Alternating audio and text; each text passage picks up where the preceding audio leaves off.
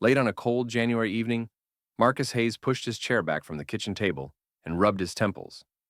The overhead fluorescent light flickered, casting a sickly glow over stacks of unopened bills and his laptop, still logged into the mortgage portal. Outside, a January wind whipped against the window panes, rattling the drafty old house Marcus and his wife Simone had painstakingly renovated over the past 2 years. Inside, their two toddlers clung to one another on the living room rug, completely unaware that tonight's bedtime story would be cut short. With a resigned sigh, Marcus clicked on the most recent mortgage statement. He'd earned every penny, a spotless credit history, a decade of on-time payments, and a promotion only 3 months ago.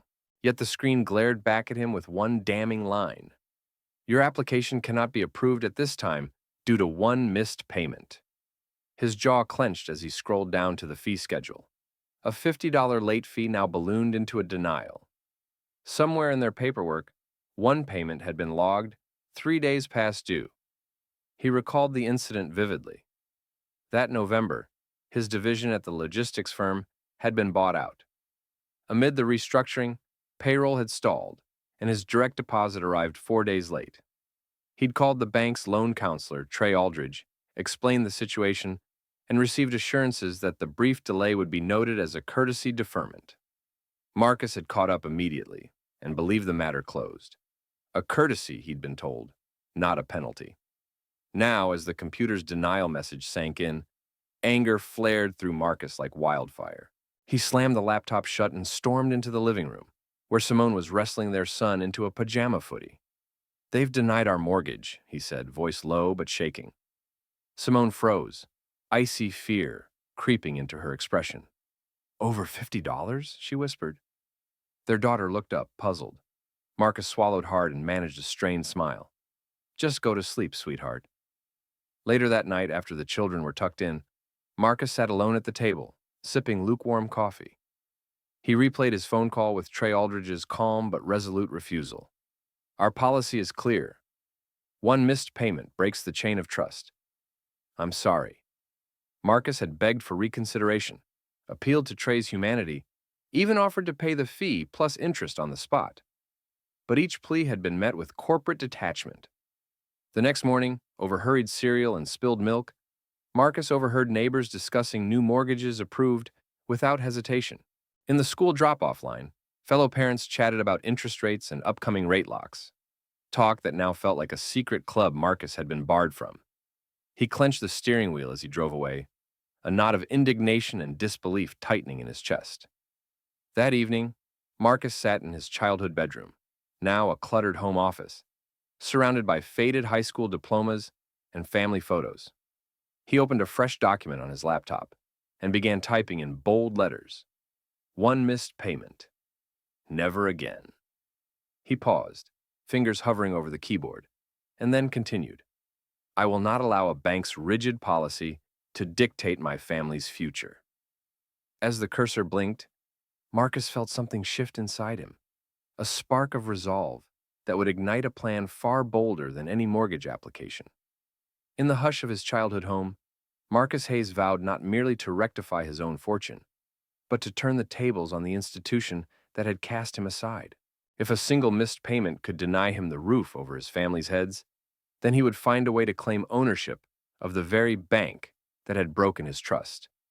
And so, with heart pounding and vision clear, his real journey toward restitution and revenge began.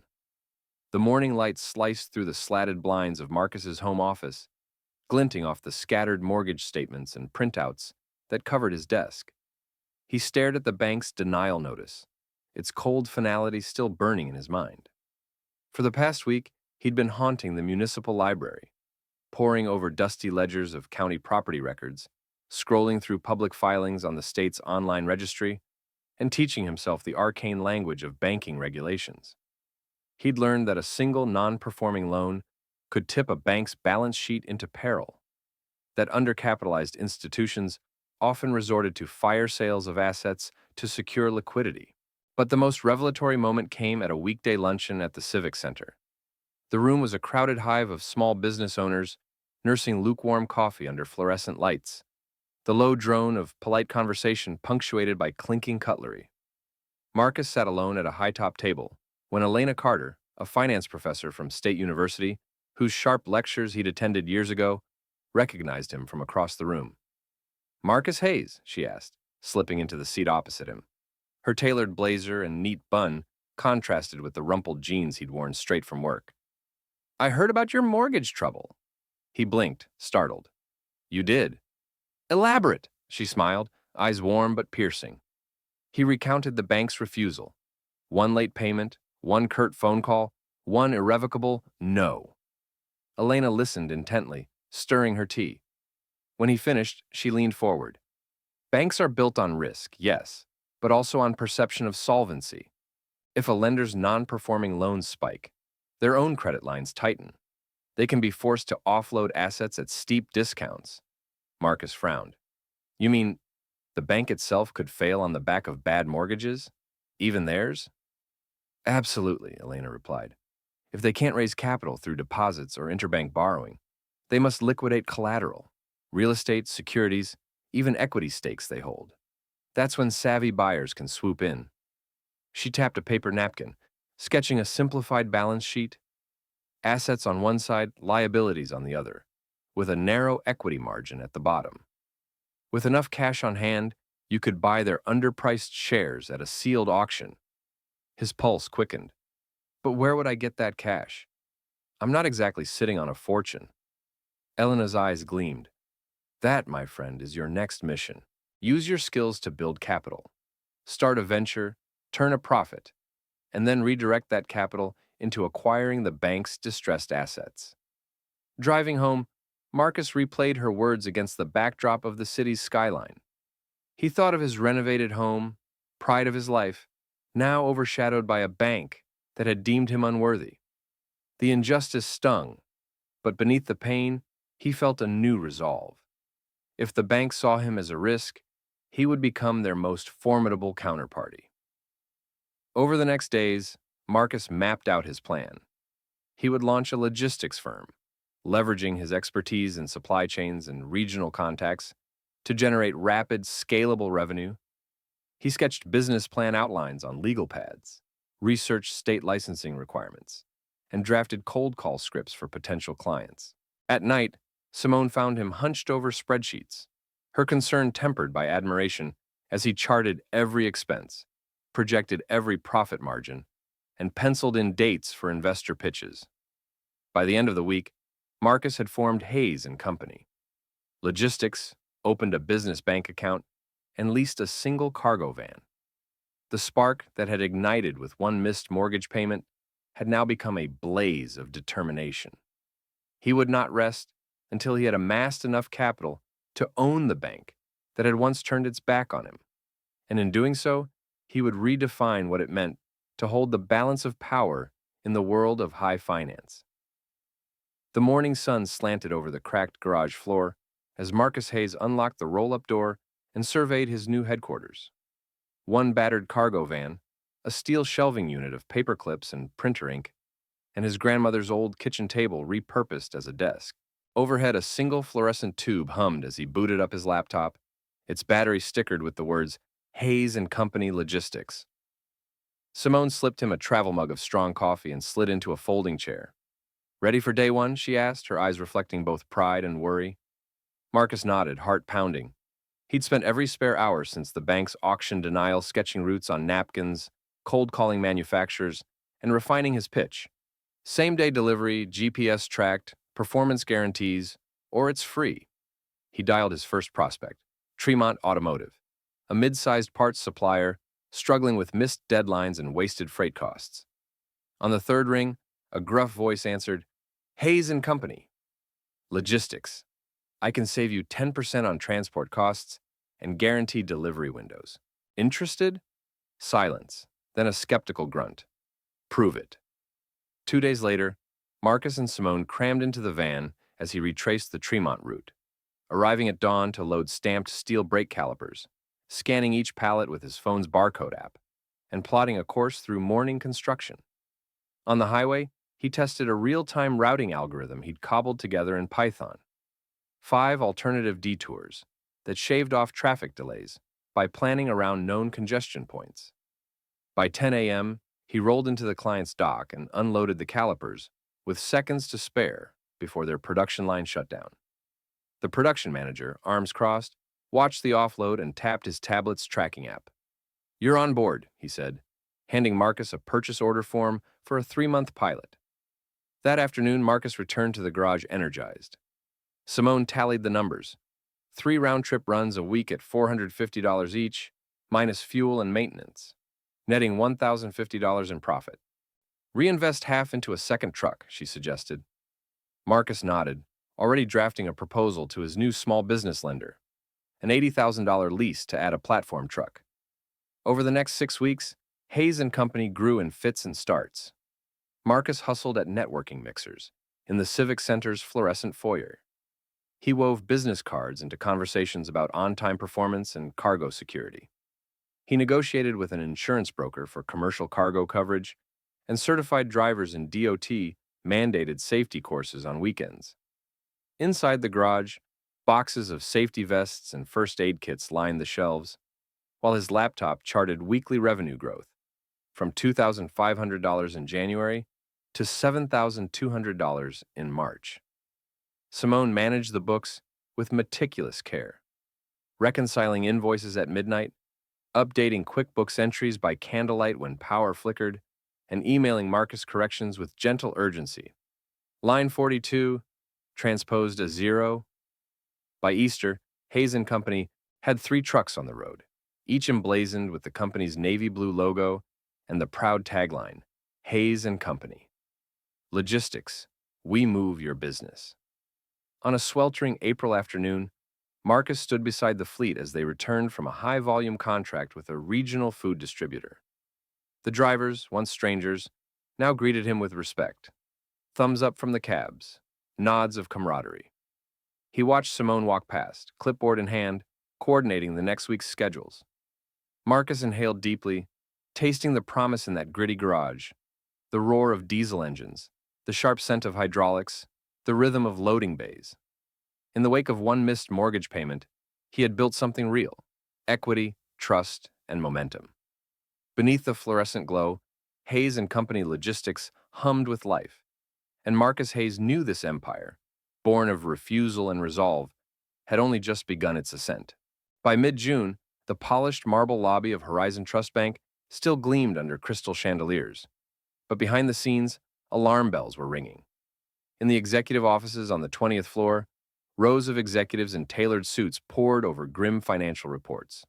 Non-performing loans spiked by 30%, net interest margins shrinking, and liquidity ratios flirting with regulatory red lines. CEO Franklin Delaney slammed his palm on the conference table.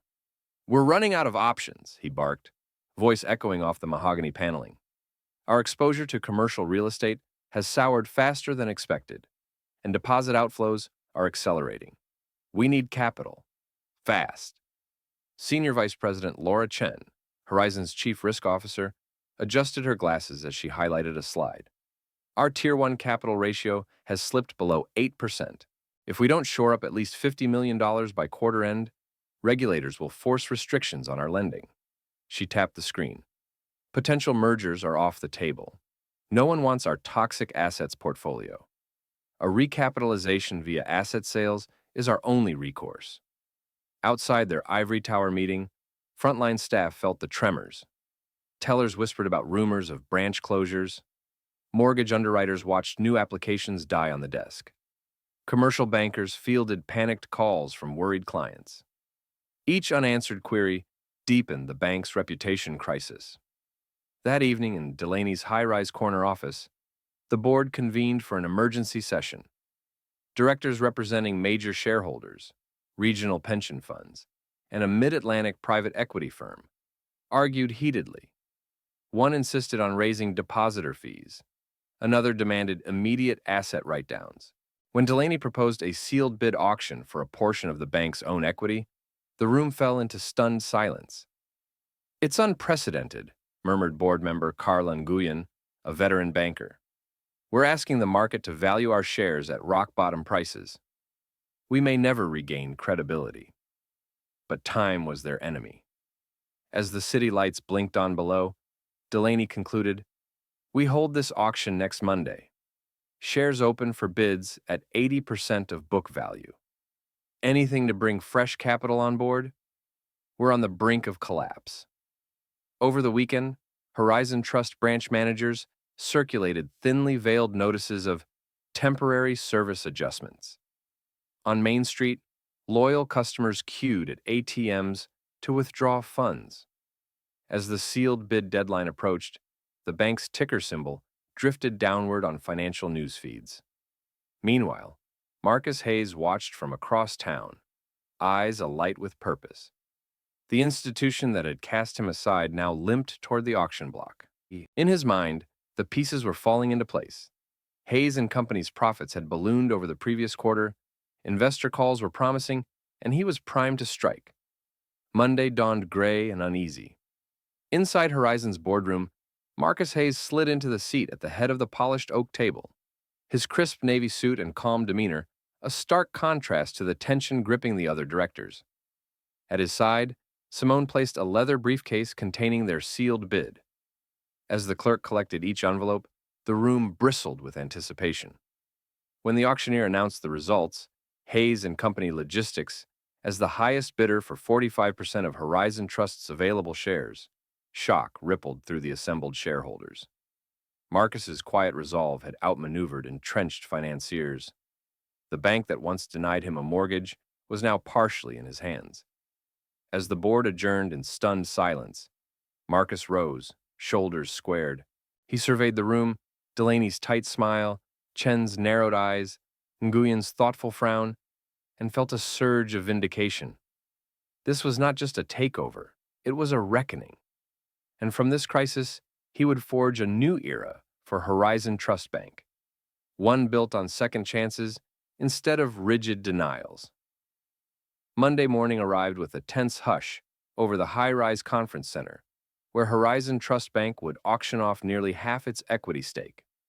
Marcus Hayes arrived briskly at 8 a.m., Simone at his side, both clad in charcoal suits that masked the adrenaline surging beneath their calm exteriors. They shared a last, resolute nod before stepping into the grand boardroom, a cavernous space paneled in dark walnut, its floor-to-ceiling windows overlooking the city's financial district.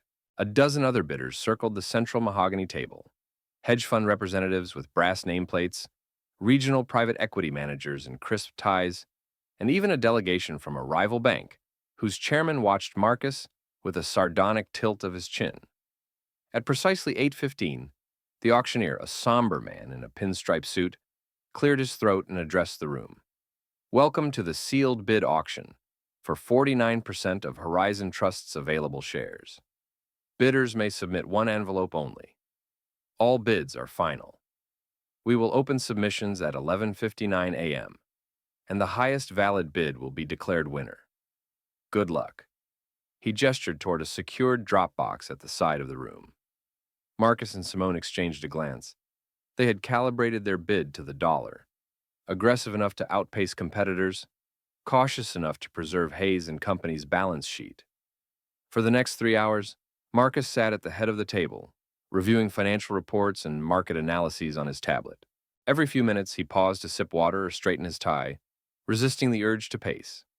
Across the room, other bidders made nervous calls, recalculating their own strategies. The hum of quiet conversation and the click of high heels on marble created an atmosphere charged with anticipation. As the clock ticked toward noon, the auctioneer stepped forward. Attendants collected each sealed envelope, stacking them in numerical order. The final bid slid in with a soft thud, an unmarked brown envelope bearing only Hayes and Company Logistics in neat block letters. At 1 p.m., the auctioneer returned, wine-dark gavels in hand. The room fell completely still as he tapped the first envelope. Bidder 1, $52 million. He worked through numbers and names, each announcement punctuated by a collective intake of breath. Then, he reached Hayes and Company's bid. Hayes and Company. Logistics. $58.3 million. A murmur rippled across the boardroom. The auctioneer's voice rang out, "We have a winning bid. Hayes and Company. Logistics secures 45% of Horizon Trust's equity at $58.3 million. For a heartbeat, no one moved. Then the rival bank's chairman rose, extending a measured nod to Marcus. "Congratulations, Mr. Hayes," he said with reluctant respect. Marcus felt a surge of vindication. This was no small feat against seasoned financiers. Simone reached across the table, grasping his hand. In the aftermath, as legal advisors and compliance officers scribbled notes, Marcus allowed himself a subtle exhale. He had not only reclaimed his family's future, but seized a seat at the table of the very institution that once deemed him unworthy. As he rose and slipped on his overcoat, he understood that the sealed bid victory was more than a financial coup. It was the turning point in a journey from powerless to power broker, driven by determination and the audacity to demand a second chance. When Marcus Hayes took his seat at Horizon Trust's board table for the first time, the polished oak surface and glittering nameplates felt surreal. Around him sat veteran bankers who once dismissed his plea for mercy over that $50 late fee. Now, he wielded equal voting power. The room hummed with tension as Franklin Delaney, the beleaguered CEO, opened the meeting. "Let's address the elephant in the room," Delaney began. "Mr. Hayes' bid saved this bank, but it also demands new leadership." He swept a stack of policy briefs toward Marcus. "We'll review your proposals first." Marcus nodded and stood. He laid out a neatly bound report. Case studies of families denied loans for single missteps, data showing recidivism of non-performing mortgages, and, most critically, evidence that targeted small-scale forgiveness programs reduced defaults by 30%. He proposed the Second Chance Mortgage Initiative, tiered repayment plans for borrowers with short-term delinquencies under $200, one-time waiver of minor late fees upon completion of a financial literacy workshop, community outreach teams to proactively contact high-risk clients before foreclosure. As murmurs spread, Senior Risk Officer Laura Chen challenged him. "Moral hazard," she warned. "Forgive too much, and we encourage lax payment habits." Marcus countered calmly. "Our own Hayes & Company clients, hundreds of small business owners, thrive under structured flexibility. We never lost a contract to non-payment, but we retained loyalty. People respond to partnership, not punishment." Simone, now Vice President of Community Lending, presented testimonials. A single mother saved from eviction, a veteran whose restored mortgage stabilized his family, and most poignantly, Marcus's own household, symbol of personal redemption. The stories drew nods even from Horizon's most conservative directors. Deliberations stretched past noon. One by one, board members raised concerns about profitability, regulatory scrutiny, and precedent. Each time, Marcus and Simone rebutted with data and real-world examples. When Delaney finally called for a vote, the silence was profound. All those in favor of adopting the Second Chance Mortgage Initiative signify by saying aye. A chorus of ayes met the call. 8 in favor, 2 opposed. The gavel fell, and cautious applause rippled through the room. Horizon Trust's first major reform in decades was underway. Within weeks, the bank rolled out the initiative.